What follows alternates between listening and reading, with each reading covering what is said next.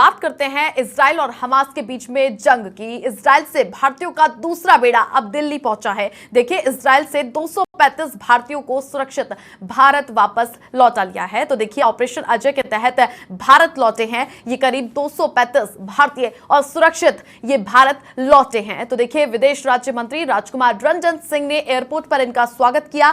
स्वागत की तस्वीरें आप देखिए, जहां पर इजराइल और हमास के बीच में कई दिनों से जंग जारी है और ये जंग के बीच में वहां पर फंसे भारतीयों को अब ऑपरेशन अजय के तहत वापस स्वदेश वापसी कराई गई है। कल पहला बेड़ा लाया गया था जिसके तहत 212 भारतीयों को लाया गया। उसके बाद में अब आज दूसरा बेड़ा दिल्ली पहुंचा है। तमाम भारतीयों को लेकर के इजराइल से 235 भारतीय सुरक्षित वापस भारत लौट आए हैं। स्वदेश वापसी हुई है। ऑपरेशन अजय के तहत इन्हें भारत लाया गया है। चूंकि आपको बता दें कि इजराइल और हमास के बीच में जब से ये जंग छिड़ी है, इसी बीच में वहां पर फंसे भारतीयों को लाने के लिए भारत सरकार ने ऑपरेशन अजय चलाया है और इस ऑपरेशन अजय के तहत वहां पर फंसे हुए भारतीयों से कांटेक्ट करने की कोशिशें की जा रही हैं, जिसके तहत अब देखिए, इसी ऑपरेशन के तहत अब वहां पर फंसे हुए भारतीयों से कांटेक्ट के साथ ही उन्हें अब भारत अपने स्वदेश वापसी को लेकर तैयारियां कर ली गई हैं और जिसको लेकर विदेश राज्य मंत्री राजकुमार रंजन सिंह ने इन तमाम भारतीयों का स्वागत किया। ये तस्वीरें आप देखिए, जब वहां पर फंसे हुए भारतीय सुरक्षित लौट आए हैं तो दूसरा बेड़ा दिल्ली पहुंचा और 235 भारतीयों को लेकर सुरक्षित वापस ये आए हैं। तो विदेश राज्य मंत्री इनका स्वागत सत्कार करते हुए दिखाई दे रहे हैं तमाम भारतीयों का। तो देखिए, इजराइल से भारतीयों का दूसरा बेड़ा दिल्ली पहुंचा है और ये तस्वीरें उस वक्त की है जिसको लेकर ऑपरेशन अजय चलाया गया है। ऑपरेशन अजय के तहत यहां पर देखिए, भारतीय जो फंसे हुए हैं, इजराइल की बात की जाए या हमास की बात की जाए तो इजराइल से देखिए भारतीयों का दूसरा बेड़ा दिल्ली पहुंचा है। वहीं पर बात की जाए कल की, तो कल भी इसी प्रकार की तस्वीरें देखने को मिलती। करीब 212 भारतीयों को सुरक्षित वापस लाया गया था और ये सिलसिला लगातार जारी है, जिसमें आज देखिए वहां पर जितने भी भारतीय हैं उन सभी से बातचीत करने की कोशिशें की जा रही हैं और ऐसे में पूरा मंत्रालय भारत सरकार की पैनी नजर बनी हुई है कि वहां से इजराइल में फंसे हुए भारतीय लोगों को सुरक्षित वापस अपने स्वदेश भारत देश वापस लाया जाए। तो देखिए, इजराइल से भारतीयों का दूसरा बेड़ा दिल्ली पहुंचा है। करीब 235 भारतीय सुरक्षित वापस आए हैं। ऑपरेशन अजय के तहत इन्हें भारत लाया गया है और विदेश राज्य मंत्री खुद इसकी अगुवाई कर रहे हैं। तो देखिए, जिम्मेदारी सौंपी गई है। राजकुमार मंत्री यहाँ पर विदेश मंत्री स्वागत सत्कार करते हुए दिखाई दे रहे हैं। राजकुमार रंजन सिंह ने एयरपोर्ट पर इन सभी भारतीयों का स्वागत किया। उसके अलावा सुरक्षित ये तमाम 235 भारतीय इजराइल से वापस लाए गए हैं। ऑपरेशन अजय भारत सरकार के द्वारा चलाया जा रहा है, जिसके तहत फंसे हुए भारतीयों को लेकर आया गया है। तो आपको याद होगा कि रूस और यूक्रेन की भीषण जंग हुई थी, उसके बीच में भी भारत सरकार ने किस प्रकार से स्मूथली कांटेक्ट किया था, जिसके बाद में सुरक्षित भारतीयों को वापस अपने स्वदेश वापसी करवाई थी। तो देखिए, ऐसा ही इस बार एक जंग में फिर देखने को मिला है। भारत की ताकत देखने को मिली है, किस प्रकार से भारत ने फिर से फंसे हुए भारतीयों को सुरक्षित वापस अपने भारत देश लौटाया है, भारत देश लेकर आया है। तो ऑपरेशन अजय चलाया जा रहा है, जिसके तहत ये तमाम भारतीय भारत लौट आए हैं। विदेश राज्य मंत्री राजकुमार रंजन सिंह की एयरपोर्ट की तस्वीरें हैं। देखिए, तमाम एक लोगों से वो नमस्ते करके और सभी का स्वागत करते हुए दिखाई दे रहे हैं। तो दिल्ली एयरपोर्ट ये दूसरा बेड़ा पहुंचा है और सीधे उनका स्वागत करते हुए विदेश राज्य मंत्री वहां पर खड़े हुए हैं और उनके स्वागत करने के साथ ही यहाँ पर उनसे बात भी कर रहे हैं। क्योंकि वहां पर हालात कैसे हैं वो भी आपने देखे, लेकिन ऐसे में सभी भारतीयों का स्वागत किया जा रहा है और इजराइल से करीब दूसरा बेड़ा 235 भारतीयों को लेकर वापस भारत लौट आया है। तो दिल्ली एयरपोर्ट की ये तस्वीरें।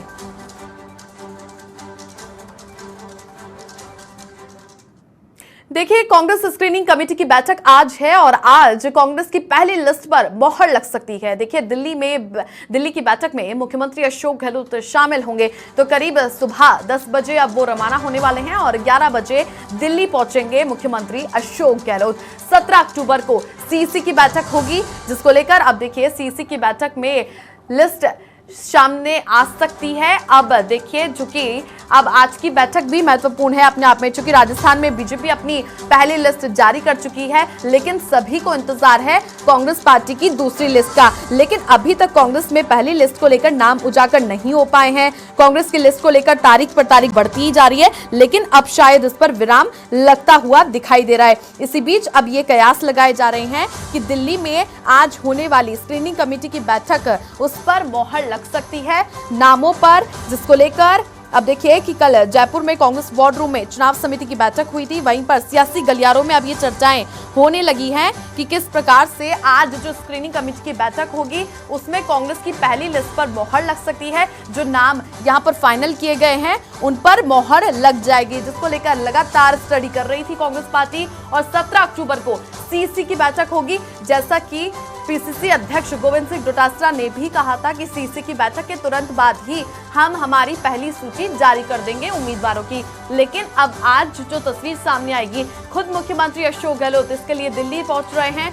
दिल्ली वो जाएंगे और खुद इस बैठक में शामिल होंगे स्क्रीनिंग कमेटी की बैठक को लेकर। तो देखिए, बेसब्री से इंतजार है सभी को कांग्रेस पार्टी की लिस्ट आने का। टिकट के फैसले को लेकर एक लाइन में प्रस्ताव भी इसमें पारित किया जा सकता है। तो देखिए, मुख्यमंत्री अशोक गहलोत खुद शामिल हो रहे हैं, जिसको लेकर स्क्रीनिंग कमेटी में कई सारी आज चर्चाएं होंगी। और इससे पहले पीसीसी वॉर रूम में लगातार बैठकों का दौर जारी था। गौरव गोगोई जयपुर आए थे, उसके अलावा मधुसूदन मिस्त्री भी जब आए थे तो बड़े नेताओं से फीडबैक लिया गया था और जो चर्चा की गई थी, जो एक रोड मैप तैयार किया गया था और जो उनसे सुझाव लिए गए थे, धरातल पर कौन कितना मजबूत है, अभी तक कितने 5 सालों में सबने कार्य किया है, ये भी फीडबैक लिया गया। और ऐसे में अब देखना ये होगा कि आज दिल्ली में होने वाली बैठक में क्या तस्वीरें साफ होती हैं। उसके अलावा जब मुख्यमंत्री अशोक गहलोत इस बैठक में शामिल होंगे तो देखना ये होगा कि मुख्यमंत्री अशोक गहलोत लगातार अपने साथ होने वाले समर्थक नेताओं की भी अगवानी करते हुए दिखाई देंगे। हमारे सहयोगी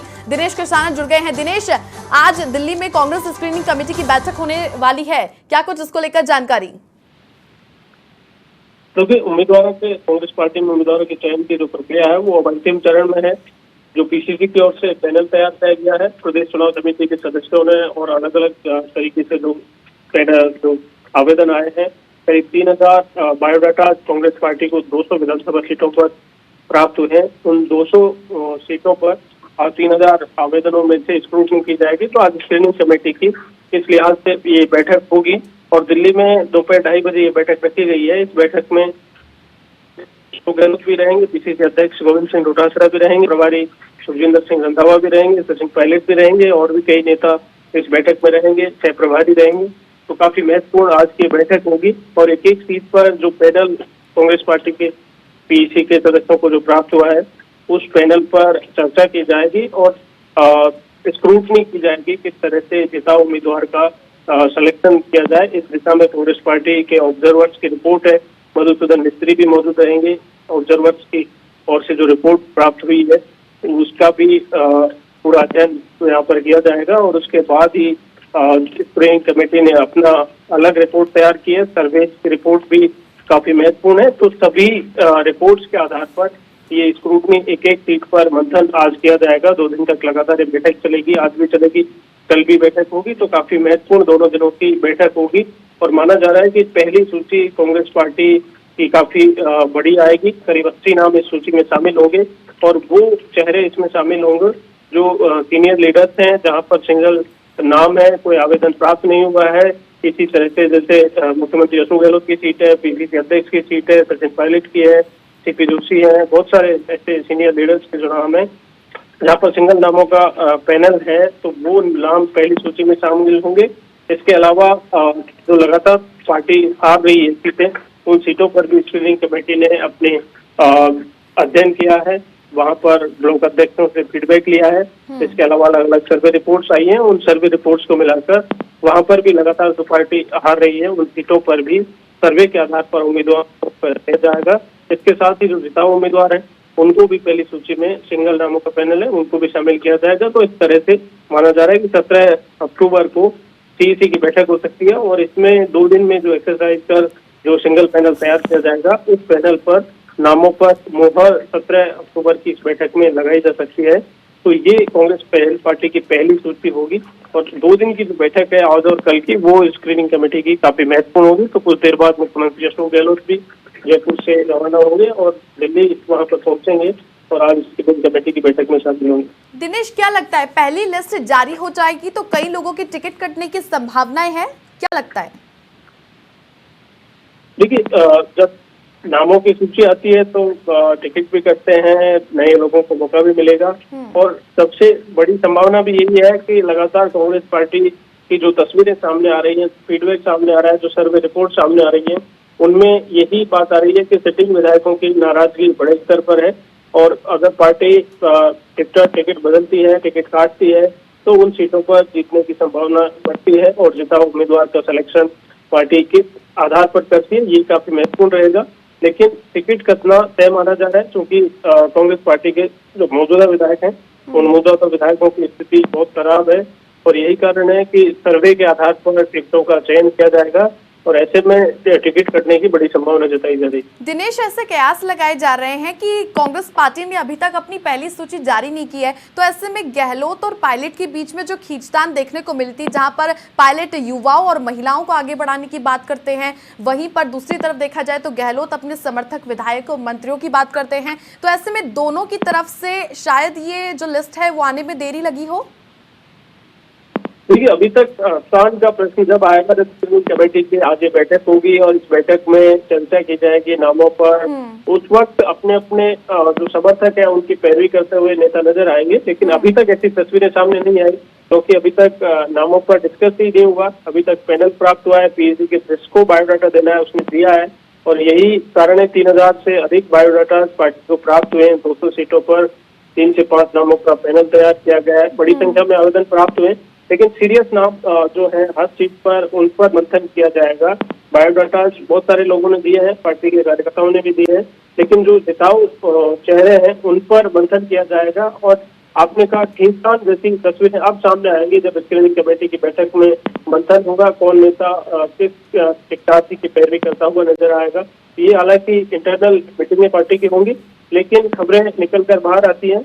ऐसी बातें जब होती हैं, पिछले चुनाव में भी ऐसी तस्वीरें आई थी, लेकिन कल सीएम गहलोत से भी जब ये प्रश्न किया गया, तब भी उन्होंने कहा था कि इस बार सारी बातें भूलकर, क्योंकि 5 साल में बहुत सारी तस्वीरें और गुटबाजी से संबंधित, सरकार गिराने के बहुत सारे प्रकरण सामने आए और गुटबाजी बड़े स्तर पर है। लेकिन पार्टी ने तय किया है कि जो जिताऊ चेहरे हैं उन्हीं चेहरों पर पार्टी उनका चयन करेगी। तो स्क्रीनिंग कमेटी की बैठक में आज ये तय हो जाएगा और कौन नेता किस प्रत्याशी की पैरवी करता है, अपने समर्थकों की कितनी खींचतान रहती है, ये भी काफी महत्वपूर्ण रहेगा। चलिए, बहुत शुक्रिया दिनेश तमाम जानकारियां साझा करने के लिए। तो ये थे हमारे सहयोगी दिनेश कृष्णा, जिन्होंने बताया कि आप देखिए कि कैसे मुख्यमंत्री अशोक गहलोत दिल्ली में जाएंगे और स्क्रीनिंग कमेटी की बैठक में शामिल होंगे। लेकिन आज की जो तस्वीर है वो देखने वाली होगी, जब मुख्यमंत्री अशोक गहलोत दिल्ली में जाएंगे, इस बैठक में शामिल होंगे। इस बैठक के बाद में कैसे, जो यहाँ पर सबसे बड़ी बात है कि आज इस बैठक के बाद में पहली लिस्ट के नामों पर मोहर लग सकती है। तो जब वो लोग वहां पर मौजूद रहेंगे, तमाम दिग्गजों के बीच में कांग्रेस स्क्रीनिंग कमेटी की बैठक होगी, उसके बाद में कांग्रेस की पहली लिस्ट पर मोहर लग सकती है। यानी अगले सप्ताह कांग्रेस पार्टी 17 अक्टूबर की सीसी की बैठक के बाद में अपनी पहली सूची जारी कर सकती है, जिसका इंतजार बस कुछ ही दिनों में खत्म हो जाएगा।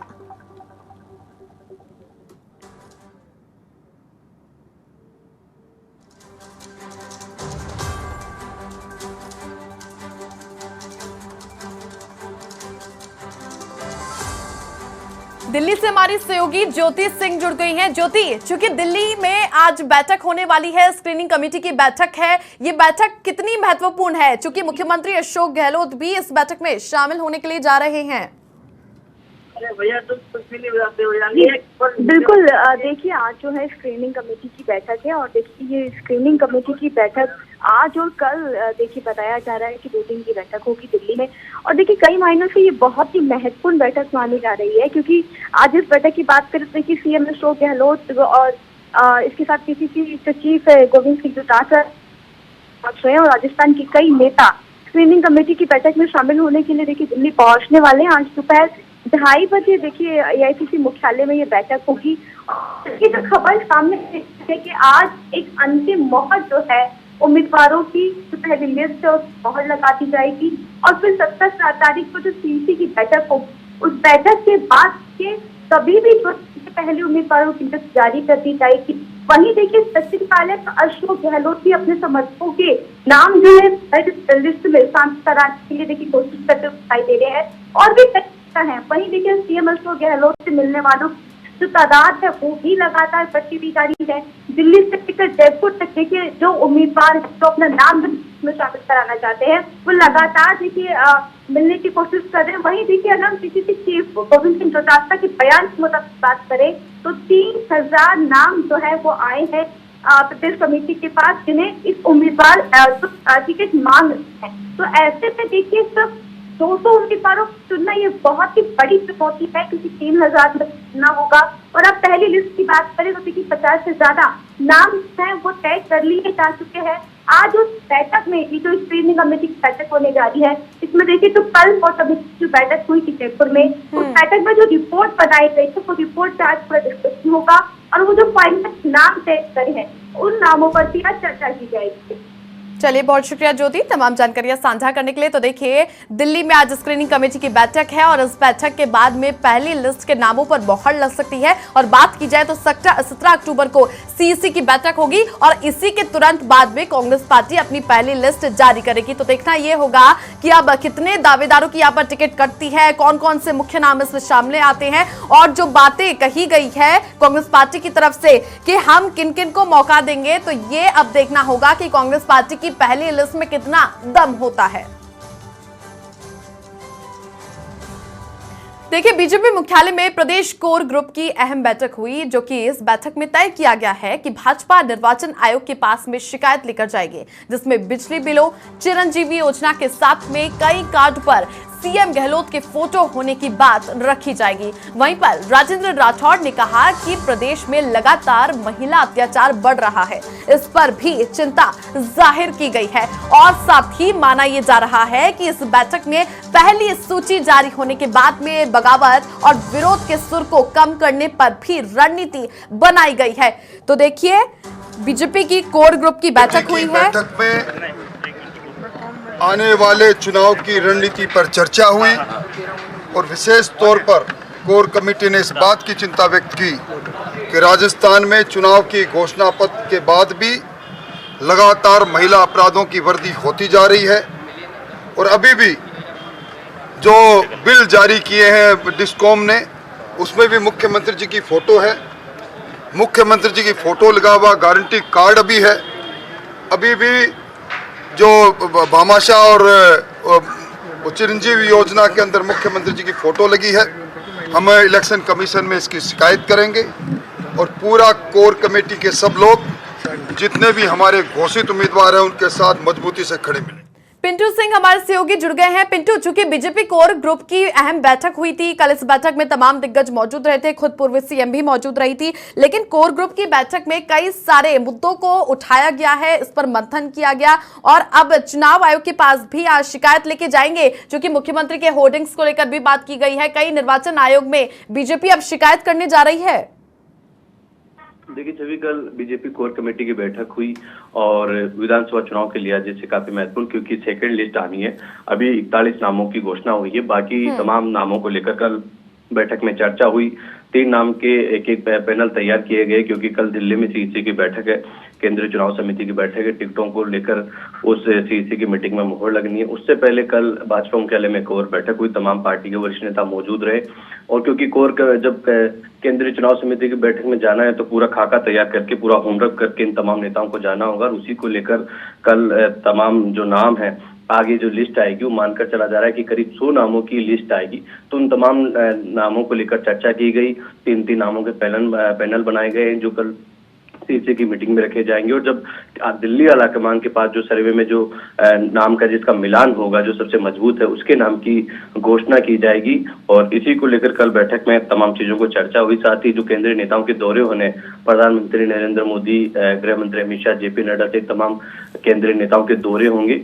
उनके कार्यक्रमों को लेकर भी चर्चा हुई। साथ ही जो पहली सूची के बाद में जो बवाल मचा है, जो नाराजगी है, कई बड़े कद्दावर नेता नाराज हैं, तो उनको मान मनोबल को लेकर, डैमेज कंट्रोल को लेकर भी चर्चा हुई। आगे की रणनीति पर कि किस प्रकार से आक्रामक चुनाव प्रचार प्रसार हो, उन तमाम मुद्दों को लेकर चर्चा हुई।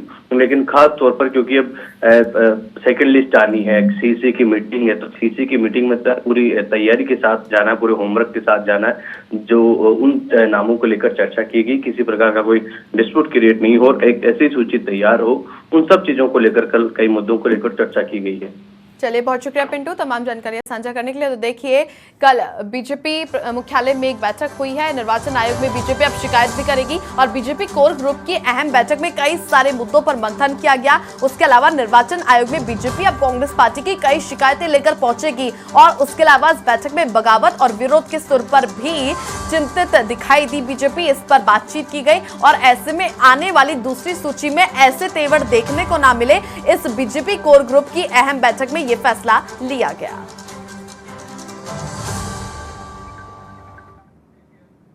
देखिए, सागवाड़ा में ईडी की रेड का मामला है। देखिए, दिनेश खुड़निया के निवास पर देर रात तक ईडी की कार्रवाई चली। वहीं पर करीब 12 घंटों तक खुड़निया से पूछताछ की है ईडी ने। पेपर लीक प्रकरण और बाबूलाल कटारा के संबंध में पूछताछ की गई है दिनेश खुड़निया से और छानबीन और पूछताछ के बाद में ईडी की टीम वहां से निकली है और ईडी की ताबड़तोड़ कार्रवाई से अब हड़कंप मच गया है, जहां पर आप देखिए 12 घंटों तक पूछताछ की है दिनेश खुड़निया से। और सागवाड़ा में ईडी की रेड का ये मामला है और राजस्थान विधानसभा चुनावों से पहले ईडी ने डूंगरपुर जिले के सागवाड़ा में एंट्री की है, जिसके बाद से सियासी हलकों में चर्चा हो गई है, जिसको लेकर अब हलचल शुरू हो गई है। करीब 12 घंटों तक पूछताछ हुई और छानबीन और पूछताछ के बाद ही ईडी की टीम घर से निकलती है दिनेश खुड़निया के। इसके अलावा चूंकि दिनेश खुड़निया मुख्यमंत्री के करीबी माने जाते हैं, कांग्रेसी नेता हैं और इसी बीच में उनके रिश्तेदारों पर भी रेड मारी गई है। अशोक जैन के घर पर भी रेड मारी गई थी, आपने देखा था।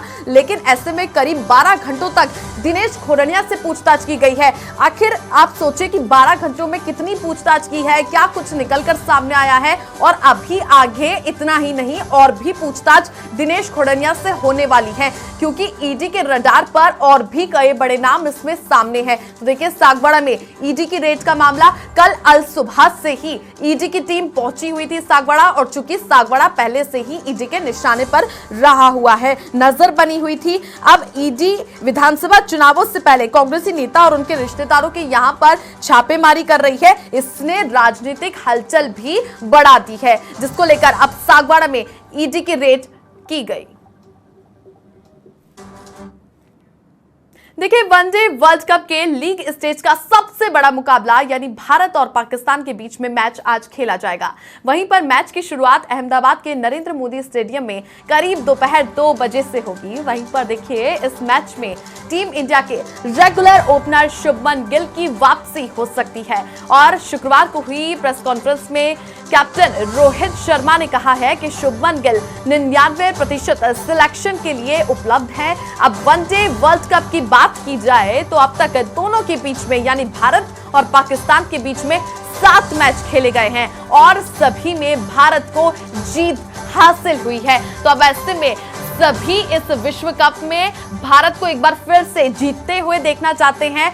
7 मैच खेले जा चुके हैं, 7 मैच में भारत ने जीत हासिल की है और ओपनर शुभमन गिल वापसी ले सकते हैं। तो वनडे वर्ल्ड कप 2023 का सबसे बड़ा मुकाबला आज है। विश्व कप में 8वीं बार भारत और पाकिस्तान के बीच में आमने सामने की टक्कर। तो देखिए, अहमदाबाद के नरेंद्र मोदी स्टेडियम में ये मैच खेला जाएगा। दोपहर 2 बजे का समय रखा गया है और ओपनर शुभमन गिल खेल सकते हैं ये मैच, जिसको लेकर रोहित शर्मा ने प्रेस कॉन्फ्रेंस में कहा कि वो 99% उपलब्ध हैं। अब देखना ये होगा कि अब आज कौन कौन दिखाई देगा। तो विश्व कप में, वर्ल्ड कप में 8वीं बार भारत और पाकिस्तान के बीच में आज ये मुकाबला होने जा रहा है। अहमदाबाद के नरेंद्र मोदी स्टेडियम में ये मैच खेला जाएगा और चूंकि विश्व कप में भारत अजेय रहा है, तो विश्व कप में पाकिस्तान के खिलाफ अजेय है भारत, तो इस बार भी अजय की यहां पर सभी प्रार्थनाएं कर रहे हैं। तो देखिए, लगातार अब आज सभी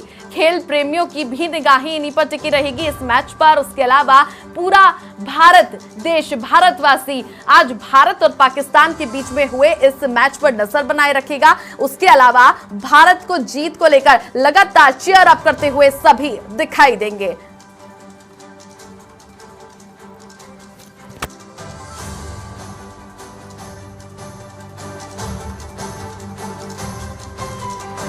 तो देखिए, अहमदाबाद के नरेंद्र मोदी स्टेडियम में ये मैच खेला जाएगा और बड़ा दिलचस्प मैच होने वाला है, जो कि अब देखिए लगातार भारत ने जीत हासिल की है, अजेय रहा है भारत वर्ल्ड कप में। तो पाकिस्तान के खिलाफ अजेय है भारत, लेकिन इस बार भी सभी यही आशा कर रहे हैं कि भारत भारी जीत से ये मैच हासिल करे और मैच जीत जाए। वर्ल्ड कप भारत के नाम आई, ये ट्रॉफी भारत के नाम।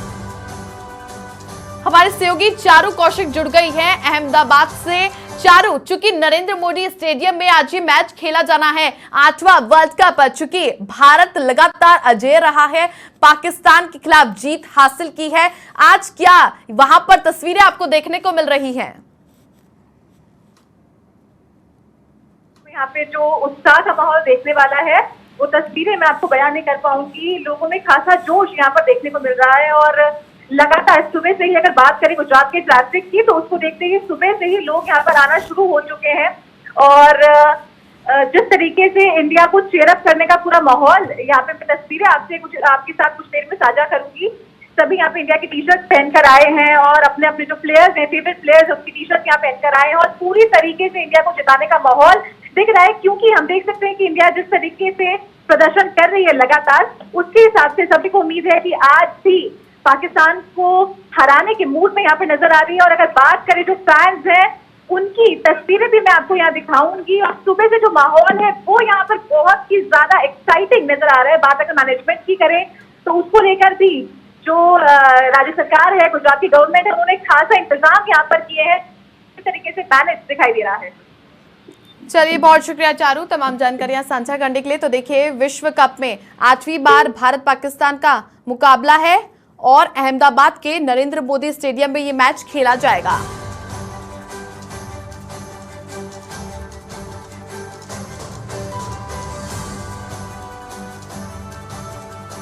चलिए, तो देखिए, अब लगातार नजरें इस पर टिकी हुई हैं। वनडे वर्ल्ड कप 2023 का जो आयोजन है, विश्व कप में 8वीं बार भारत पाकिस्तान का मुकाबला होने जा रहा है, जिसको लेकर सभी की निगाहें इस पर टिकी हुई हैं। बात करी जाए तो यहाँ पर सभी शुरुआत की, तो कैसे सबसे पहले मैच की शुरुआत होगी, क्या क्या वहां पर कौन कौन से सेलिब्रिटी भी देखने को मिलेंगे, वो भी अपने वाली बात होगी। लेकिन आज सभी की निगाहें इस पर टिकी हैं। अहमदाबाद के नरेंद्र मोदी स्टेडियम में भारी संख्या में वहां पर लोगों की भीड़ उमड़ने वाली है। उसके अलावा वहां की बात की जाए तो कैसे अहमदाबाद के नरेंद्र मोदी स्टेडियम में लगातार जब भी मैच खेले गए हैं तो भारत टीम को जीत हासिल हुई है और आज ये सबसे बड़ा कड़ा मुकाबला खेला जाएगा।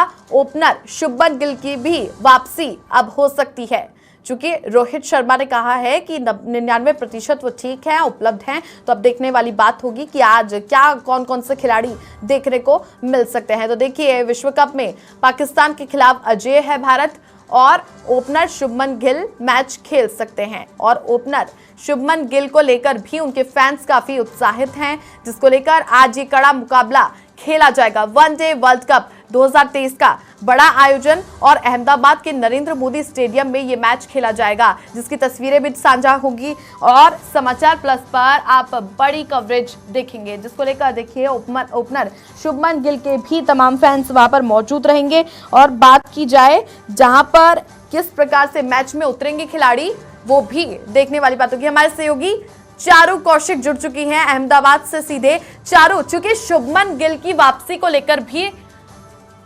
चूंकि अब देखिए किस प्रकार से शुभमन गिल को लेकर भी बात की गई थी और साथ ही साथ अब भारत लगातार जीत हासिल कर रहा है, साथ ही अब देखने वाली बात होगी। हमारे सहयोगी चारू से जुड़ने की कोशिश करेंगे, लेकिन अब देखिए 8वीं बार भारत पाकिस्तान का मुकाबला आज होने जा रहा है।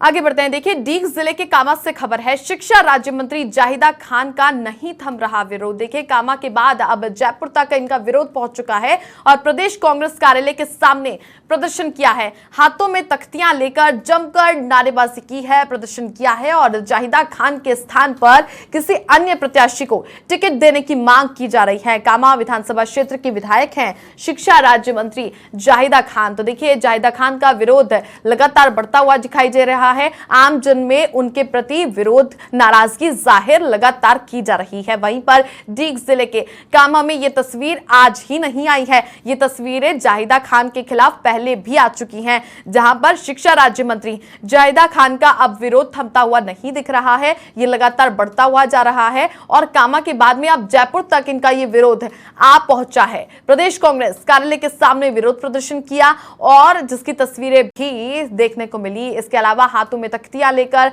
जमकर नारेबाजी की, प्रदर्शन किया। ये तस्वीरें देखिए जहां पर किस प्रकार से जाहिदा खान को हटाने की मांग लगातार आमजन कर रहे हैं और उसके अलावा कार्यकर्ताओं के द्वारा भी उनके खिलाफ नाराजगी जाहिर की जा रही है।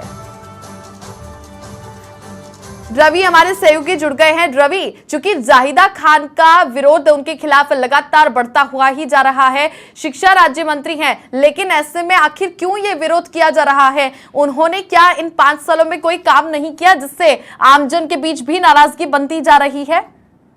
जी, मैं बताना चाहूंगा, जाहिदा खान के प्रति कामा क्षेत्र में भारी नाराजगी है। आए दिन विरोध प्रदर्शन हो रहे हैं। अब तो ये विरोध प्रदर्शन कामा से जयपुर तक भी जा पहुंचा है। कल जयपुर में पीसीसी की मीटिंग के दौरान जहां अशोक गहलोत भी मौजूद थे, डोटासरा भी मौजूद थे, वहां प्रदर्शनकारियों ने प्रदर्शन किया है और जाहिदा खान का टिकट काटकर किसी अन्य प्रत्याशी को टिकट देने की मांग की है। इससे पहले मुख्यमंत्री अशोक गहलोत का कामा दौरा भी प्रस्तावित हुआ था। उससे पहले प्रदर्शनकारियों ने अमरों का चौराहे पर जबरदस्त प्रदर्शन किया था, जिसके बाद इंटेलिजेंस से प्राप्त रिपोर्ट के अनुसार मुख्यमंत्री का दौरा भी कैंसिल हो गया था। इस विरोध को देखते हुए मुख्यमंत्री ने कामा आना मुनासिब भी नहीं समझा था। तब प्रदर्शनकारियों को नोटिस भी जारी किए गए थे। दरअसल जो इन प्रदर्शनकारियों का विरोध है, उनका कहना है, जाहिदा खान पर आरोप है कि उनकी तानाशाही है, भ्रष्टाचार है, लूट मचा रखी है। दूसरा, जो भी आवाज न्याय के लिए आवाज उठाता है, उनके खिलाफ झूठे मुकदमे दर्ज करा दिए जाते हैं, उनको टॉर्चर किया जाता है। जहां तक विकास की बात करें तो गाँव में कुछ ज्यादा विकास देखने को नहीं मिला है। गाँव में, ग्रामीणों में जाहिदा खान के प्रति भारी नाराजगी है। जी चलिए, बहुत शुक्रिया रवि तमाम जानकारियां साझा करने के लिए। तो देखिए, शिक्षा राज्य मंत्री जाहिदा खान के खिलाफ विरोध लगातार बढ़ता जा रहा है, विरोध के स्वर उठते हुए दिखाई दे रहे हैं। ये तस्वीर डीग के कामा में ही नहीं बल्कि जयपुर में भी दिखाई दी है। पीसीसी कांग्रेस के कार्यालय के सामने ऐसी तख्तियां लेकर यहाँ पर कार्यकर्ता लोग दिखाई दिए थे जो कि भरतपुर के डीग से वहां पर पहुंचे थे। उसके अलावा कामा विधानसभा क्षेत्र के विधायक को लेकर नाराजगी भी जाहिर की गई है। तो देखिए, शिक्षा राज्य मंत्री जाहिदा खान का विरोध बढ़ता हुआ दिखाई दे रहा है। चूंकि लोगों का आरोप है कि अब किसी और को खड़ा किया जाए, यदि उन्हें खड़ा किया जाता है तो हम वोट नहीं देंगे। तख्तियों पे आप देखेंगे जाहिदा खान को क्रॉस कर रखा है और मुख्यमंत्री अशोक गहलोत को उन्होंने राइट कर रखा है। यदि वो वोट तो देंगे कांग्रेस पार्टी को, लेकिन यदि जाहिदा खान खड़ी होती हैं तो हम उन्हें वोट नहीं देंगे, ये कहना है बाकी स्थानीय लोगों का। सवाई माधोपुर से खबर है। बरवाड़ा थाना क्षेत्र में एक व्यक्ति की हत्या कर दी गई। अभयपुरा निवासी राम अवतार गुर्जर की हत्या हुई है। पुलिस ने शव को अस्पताल की मोर्चरी में रखवा दिया है। मृतक के परिजनों ने अस्पताल पहुंचकर हंगामा किया और परिजनों ने 50 लाख रुपए के मुआवजे की मांग की है। पुलिस प्रशासन मौके पर पहुंच चुका है और मृतक के परिजन जब पहुंचे तो मृतक के परिजनों ने 50 लाख रुपए मुआवजे की मांग रखी है पुलिस के सामने। तो देखिए, सवाई माधोपुर के बरवाड़ा थाना क्षेत्र में एक व्यक्ति की हत्या हो गई। लोकेश हमारे सहयोगी फोन लाइन पर जुड़ गए हैं। लोकेश, चूंकि बरवाड़ा थाना क्षेत्र है, वहां पर एक व्यक्ति की हत्या कर दी जाती है, कोई जानकारी सामने निकल कर आई? आखिर यह हत्या कैसे हुई? जी सभी बताना चाहूंगा, जैसा कि देर रात का मामला है, यह जो मृतक राम अवतार गुर्जर है, तिवाड़ से अपने घर लौट रहा था। उसी दौरान इसकी पुरानी जो रंजिश जिन लोगों से चल रही थी, उन लोगों ने इसका पीछा किया और जैसा कि इसके परिजन बता रहे हैं, उन लोगों ने 2 युवकों ने इसको रोका और वहां पे हल्की मारपीट करी। उसके बाद जो ट्रैक्टर ट्रॉली में लगे फंटे होते हैं उस पर इसके सर पे वार करके और उसकी हत्या को अंजाम दे दिया। लोकेश, परिजनों का कहना है कि 50 लाख रुपए मुआवजा दिया जाए, आरोपियों को पकड़ने की मांग नहीं की जा रही। फिलहाल इस मामले में जैसा कि तोता बरवाड़ा थाना पुलिस ने तत्परता दिखाई और जो थाना प्रभारी टीनू सोगरवाल ने तो इस मामले में जो दो आरोपी हैं, परिजन ने जो इनके खिलाफ रिपोर्ट दर्ज कराई है, उन दोनों युवकों को हिरासत में लेके पूछताछ कर रही है। और मामला सामने आया है कि परिजन इस मामले में जो मृतक है रामअवतार गुर्जर, उसके परिजन 50 लाख रुपए की मांग पर अड़े हुए हैं और एक सरकारी नौकरी की मांग भी की है। लेकिन फिलहाल प्रशासन इस मामले में समझाइश कर रहा है। फिलहाल जो मृतक का शव है रामअवतार का, वह सिवाड़ की जो सामुदायिक जो स्वास्थ्य केंद्र है उसमें वह रखा हुआ है। प्रदर्शन जारी है। फिलहाल प्रशासन इस पूरे मामले में संज्ञान में जुटा हुआ है। लोकेश, नामजद लोगों के खिलाफ केस दर्ज करवाया है परिजनों ने, लेकिन ऐसे में परिजन क्या उन्हें भली भांति पहचानते हैं जिन्होंने हत्या की है?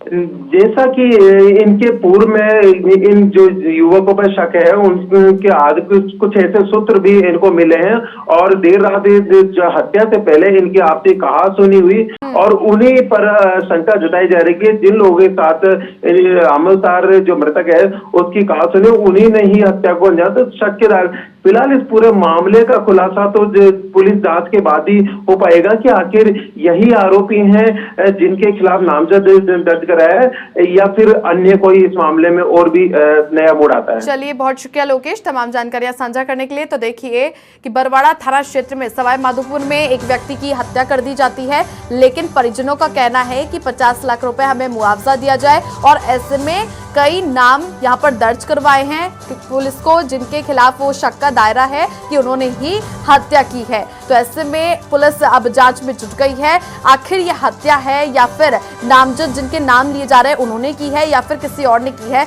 ये जांच के बाद ही पता चल पाएगा। मेरा काका जी शिवाड़ से घर पे जा रहा था और 8:30 बजे के करीब कालूराम मीणा स्नोक हीरालाल मीणा निवासी एचेर और मनराज स्नोक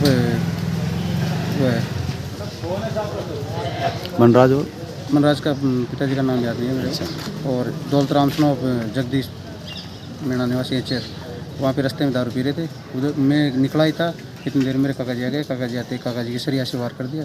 5 मिनट बाद मेरे को सूचना मिली, वापस आया तो काका जी की बॉडी में। अच्छा, क्या कुछ मामला था? कुछ नहीं था, ऐसे कोई बात ही नहीं किया। अच्छा भाई, हमारे घर परिवार में तो ऐसी कोई बात बताया नहीं, इसने भाई ये बात चल रही है।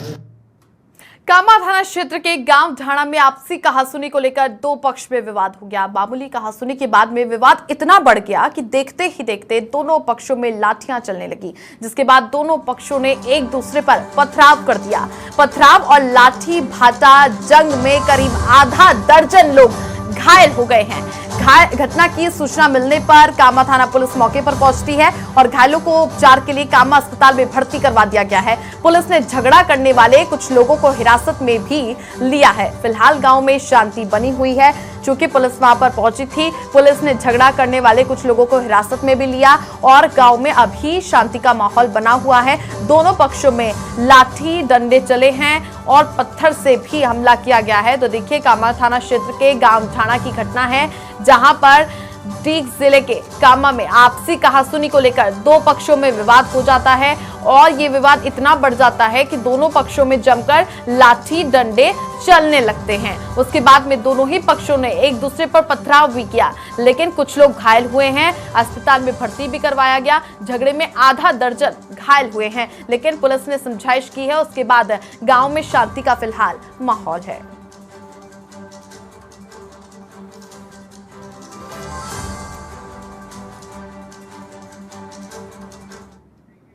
धौलपुर जिले से खबर है। कंचनपुर थाना इलाके के मेंढकी गांव के पास में 6 युवकों ने बाइक पर जा रहे 2 युवकों पर लाठी डंडों से हमला कर दिया। हमले से दोनों युवक घायल हो गए हैं और घायलों का जिला अस्पताल के ट्रॉमा वार्ड में इलाज चल रहा है। सूचना मिलते ही पुलिस की जिला अस्पताल पहुंची और पुलिस ने पर्चा बयान लेकर जांच शुरू कर दी है। जहां पर आप देखिए, घायलों को जिला अस्पताल में भर्ती करवा दिया है। ऐसे में कंचनपुर थाना इलाके के मेंढकी गाँव है, जहाँ पर 6 युवकों ने बाइक पर जा रहे 2 युवकों पर लाठी डंडों से हमला कर दिया। ऐसे में ये घायल हो गए। दोनों युवक घायलों को जिला के ट्रॉमा वार्ड में भर्ती करवाया गया। इलाज जारी है। पुलिस पहुंची है, पर्चा बयान लेकर जांच की जा रही है। ये तस्वीरें जब 2 बाइक सवार जा रहे थे, ऐसे में 6 लोगों ने हमला कर दिया और 6 युवकों ने बाइक पर सवार युवकों पर हमला किया। दोनों ही एक ही बाइक पर सवार थे जिसको लेकर 2 युवक घायल हो गए और ऐसे में उनको अस्पताल में इलाज जारी है। लेकिन अब पुलिस जांच में जुट चुकी है, पर्चा बयान लिया गया है। उसके बाद पुलिस अब उन 6 लोगों की शिनाख्त में जुट गई है। तो घायलों को जिला अस्पताल में भर्ती करवाया गया है। ये देखिए, धौलपुर में खुलेआम दबंगई देखी जा रही है, मारपीट की जा रही है, जिसको लेकर खुलेआम युवकों पर बाइक सवार युवक जा रहे थे, उन पर हमला कर दिया जाता है। कंचनपुर थाना इलाका है, उसके पास में मेंढकी ये गांव है, वहां पर हमला किया गया है। 6 लोगों ने ये हमला किया है। 2 बाइक पर सवार होके युवक जा रहे थे, जिनको उन्होंने घायल कर दिया, तो उन पर हमला किया गया। दोनों युवक घायल हो गए।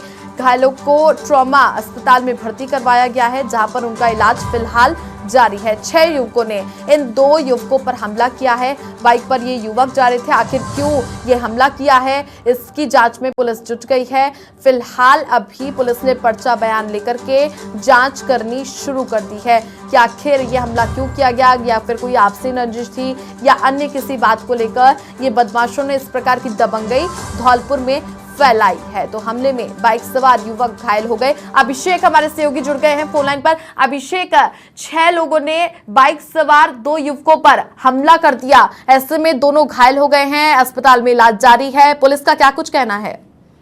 बिल्कुल, ये मामला कंचनपुर थाना क्षेत्र के मेडी गांव का। युवक थे, अपने नाना के यहाँ आए थे और नाना के यहाँ कोई पंचायत चल रही थी। पंचायत को समझौता कराने के बाद ही वापस अपने गाँव जा रहे थे। रास्ते में बदमाशों ने इनके साथ मारपीट करी है। दोनों घायल हुए थे। घायलों को ट्रॉमा सेंटर में भर्ती करा दिया था। यहाँ उनका इलाज चल रहा है और जो अज्ञात लोग थे, पुलिस उनकी बराबर तलाश कर रही है। अभिषेक, आखिर ये हमला क्यों किया गया, क्या फिर वो 6 बदमाश इन्हें पहले से जानते थे? बिल्कुल, बता दें कि कोई पंचायत थी गांव में, पंचायत में राजीनामा कराने के लिए बैठे थे। लगता है ये वही वजह थी, पुरानी रंजिश जा रही थी इन लोगों की, इसलिए उन्होंने घेर कर नाकाबंदी कर उनको उनके साथ मारपीट की।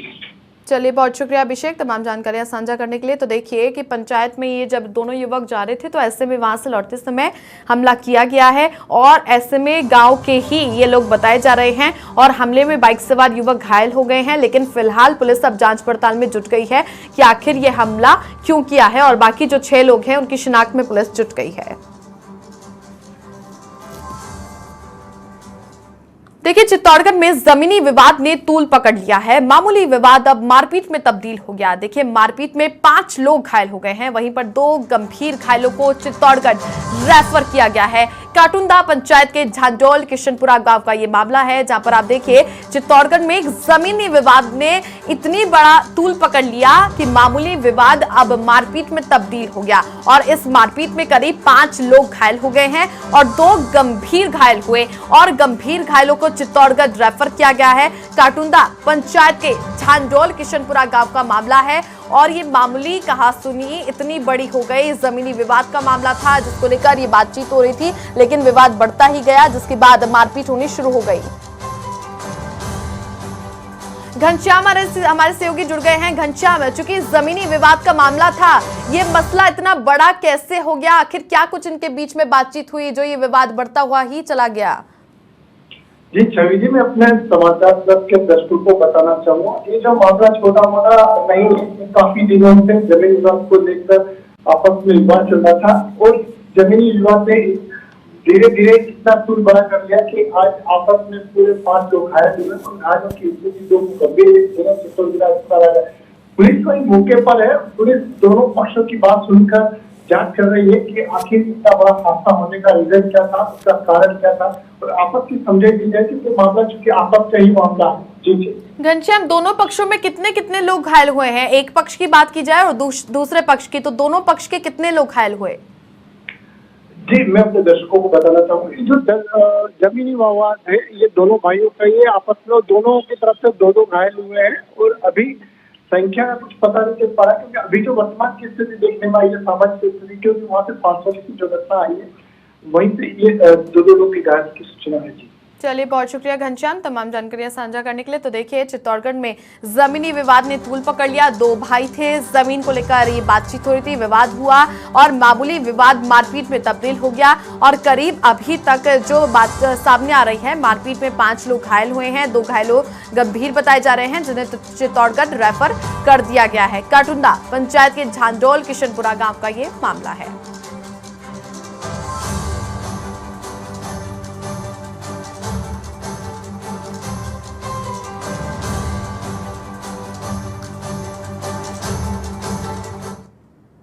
डीके झुरहरा में समाचार प्लस की खबर का बड़ा असर हुआ है। अवैध रूप से संचालित एटीएम मशीनों के खिलाफ बड़ी कार्रवाई की गई है। अब देखिए, पुलिस की टीमों ने 2 गांवों में 5 ठिकानों पर दबिश दी है और 4 नोट गिनने की मशीन, 2 लैपटॉप, 8 चेकबुक और 3 पासबुक जब्त किए हैं। मौके से ट्रांजैक्शन के दस्तावेज और 10 एटीएम कार्ड भी पुलिस ने बरामद किए हैं। झुरहरा थाना क्षेत्र के गांव बामनी और सबलगढ़ में इस कार्रवाई को अंजाम दिया गया है। तो देखिए, समाचार प्लस की खबर का बड़ा असर हुआ है।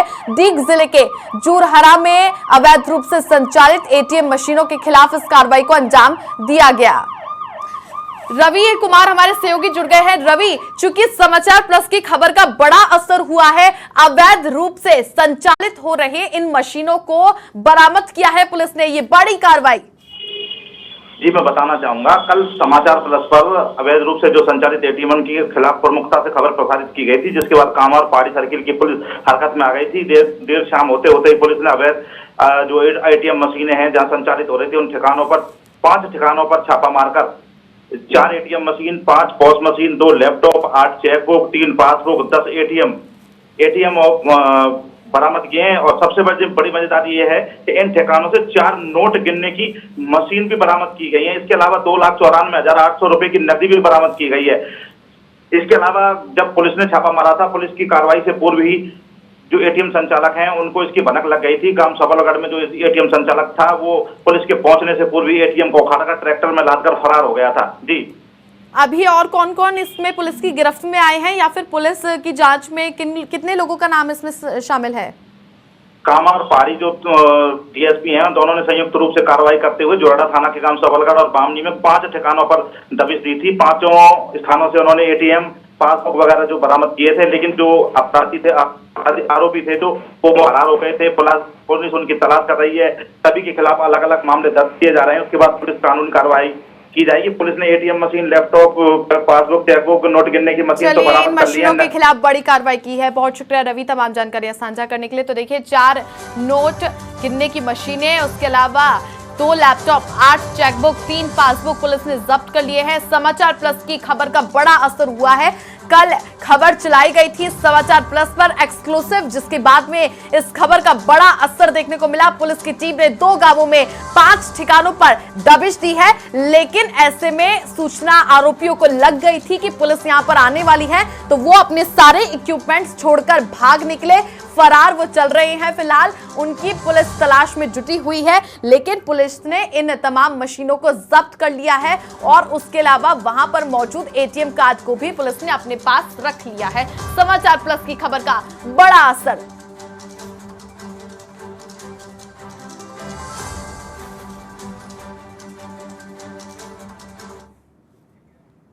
बीकानेर के खजुआला से खबर है। अवैध खनन और ओवरलोडिंग पर पुलिस की कार्रवाई। देखिए, खजुआला सीओ सर्किल में पकड़े गए हैं 5 जिप्सम से भरे हुए ट्रक। वहीं पर खजुआला, पुंगल और दंतौर पुलिस ने इस संयुक्त कार्रवाई को अंजाम दिया है। 5 ट्रक जब्त कर लिए हैं पुलिस ने और खनिज विभाग को इसकी सूचना दे दी है। तो देखिए, जानकारी पुलिस ने खनिज विभाग को दे दी है और 5 ट्रकों को जब्त कर लिया है। चूंकि इन ट्रकों में से जिप्सम पकड़े गए हैं, जिप्सम से भरे हुए ये ट्रक थे। तस्वीरों में आप देखिए, जहां पर बीकानेर के खजुआला में अवैध खनन और ओवरलोडिंग पर पुलिस ने इस कार्रवाई को अंजाम दिया है। इसके अलावा 5 जिप्सम से भरे हुए ट्रकों को पकड़ा है सीओ सर्किल से। रवि विश्नोई हमारे सहयोगी फोन लाइन पर जुड़ चुके हैं। रवि, अब चूंकि अवैध खनन और ओवरलोडिंग पर पुलिस ने ये कार्रवाई को अंजाम दिया है, 5 ट्रकों को पकड़ा है, पूरी जानकारी। बिल्कुल सभी, जैसे ही आचार संहिता लगी है उसके बाद में कहीं न कहीं प्रशासनिक और पुलिस तंत्र जो है वो स्वतंत्र हुआ है और उसी का नतीजा है कि खाजूवाला इलाके के भीतर पुलिस लगातार एक्शन ले रही है। खाजूवाला सर्कल में पुगल, दंतौर और खाजूवाला थाना अधिकारियों ने बीती रात एक साथ अवैध जिप्सम पर कार्रवाई की है। 5 डंपर पकड़े हैं और भारी मात्रा में अवैध जिप्सम खनन जो है उसको रुकवाया है। कहा जा सकता है छवि कि जैसे ही ये आचार संहिता लगी है उसके बाद में कहीं न कहीं से पुलिस जो है वो अब स्वतंत्र रूप से कार्य कर रही है। जहां उनको कंप्लेंट मिल रही है वहां कार्रवाई कर रहे हैं। हालांकि इस खाजूवाला इलाके के भीतर काफी ज्यादा मात्रा में अवैध खनन हो रहा है। यहाँ तक कि जो खनन माफिया हैं उन्होंने बॉर्डर तक को नहीं छोड़ा, भारत पाकिस्तान सीमा पर तक वो जा पहुंचे और करोड़ों खरबों रुपए का जिप्सम जो है उन्होंने पिछले कई सालों में यहाँ से निकाल कर बेचा है। अब देखते हैं पुलिस की इस कार्रवाई के बाद में जिप्सम माफिया किस तरह से अपनी अगली व्यू रचना बनाते हैं, तो वहीं पुलिस इनके पीछे किस तरह से आगे की कार्रवाई करती है। रवि, 5 ट्रक पकड़े गए हैं जिप्सम से भरे हुए। ट्रक चालकों की कोई सूचना? बिल्कुल, ये ट्रक चालक हैं, ये भी हिरासत में लिए गए हैं, परंतु चूंकि ये ट्रक चालक असली प्यादे नहीं है, बड़े सफेद पोश जो है वो अवैध जिप्सम का कारोबार करते हैं और अमूमन होता ही ऐसा ही है कि छोटी मछलियां जो है वो फंस जाती है और उन्हीं तक कार्रवाई हो पाती है। परंतु इस बार लगता है कि अब पुलिस जो है इनके बड़े तार है वो भी खंगालने का प्रयास कर रही है और उम्मीद है कि आने वाले दिनों में अवैध खनन, जो कि वन संपदा को काफी नुकसान पहुंचाया जा रहा है, नेचुरल हैबिटेट खत्म किए जा रहे हैं, अवैध खनन आपने भी देखा होगा छवि, किस तरह से विपक्षी राजनीतिक पार्टियां हैं लगातार इसको मुद्दा बनाती रही है। खासतौर से आरएलपी हनुमान बेनीवाल लगातार अवैध खनन पर बोलते रहे हैं और ये इस तरह की जब कार्रवाई होती है बड़े पैमाने पर तो वो कहीं न कहीं बातें उनकी सही भी लगती है कि किस तरह से अवैध खनन ने पूरी जमीन को खोखला कर दिया है और बॉर्डर तक खनन माफिया जा पहुंचे। चलिए, बहुत शुक्रिया रवि तमाम जानकारियां साझा करने के लिए। तो देखिए, 5 ट्रकों को जब्त कर लिया है पुलिस ने, खनिज विभाग को सूचना दे दी है, लेकिन अब इनमें जिप्सम पाए गए हैं ट्रकों में, सभी ट्रकों में। लेकिन अब बात यह है कि ट्रक चालक को तो गिरफ्तार कर लिया है, लेकिन अब उनसे पूछताछ होगी। तो इसमें कड़ी से कड़ी जोड़ते हुए पुलिस अब इस पूरे गिरोह का जो जिस प्रकार से ये व्यापार कर रहे हैं और किस प्रकार से अवैध रूप से जिप्सम को लेकर बड़ा ये गिरोह जो चलाया जा रहा है, 5 ट्रकों को भी जब्त कर लिया है और खनिज विभाग को इसकी सूचना दे दी गई है पुलिस की तरफ से। लेकिन जांच जारी है, पुलिस अब जल्द ही उन पर शिकंजा कस ले, इसकी तैयारी में अब पुलिस जुट गई है अवैध खनन के खिलाफ। चूरू के सादुलपुर से खबर है, मिट्टी धंसने से एक युवक की मौत हो गई। देखिए, निर्माणाधीन मकान में कुएं खोदते समय मिट्टी धंस गई और कड़ी मशक्कत से युवक को बाहर निकाला गया है। रात 2 बजे अस्पताल में युवक ने दम तोड़ दिया। तो देखिए, ये बड़ी जानकारी, चूरू के सादुलपुर में मिट्टी धंसने से एक युवक की मौत हो जाती है। निर्माणाधीन मकान में कुंड खोदते समय ये मिट्टी धंस गई। तो देखिए, कड़ी मशक्कत के बाद इस युवक को बाहर निकाला जाता है और इसे अस्पताल में भी ले जाया जाता है, लेकिन रात 2 बजे अस्पताल में इस युवक ने दम तोड़ दिया। तो देखिए किस प्रकार से मिट्टी में धंसे हुए इस युवक की मौत हो गई है। चूरू के सादुलपुर से खबर, मिट्टी चूंकि यहाँ पर एक कुंड खोदा गया था और इस कुंड में ही ये युवक गिर गया था और ऐसे में यहाँ पर मिट्टी भारी मात्रा में मौजूद थी इसके किनारों पर, जिसके दौरान निर्माणाधीन मकान में कुंड खोदते समय मिट्टी धंस गई और इस युवक के गिरने के बाद ये उसी में फंसा रह गया।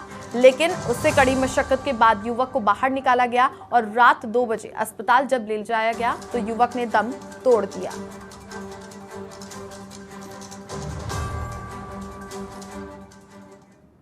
इस बुलेटिन में फिलहाल के लिए इतना ही। खबरों का सिलसिला लगातार जारी रहेगा। आप बने रहिए समाचार प्लस के साथ।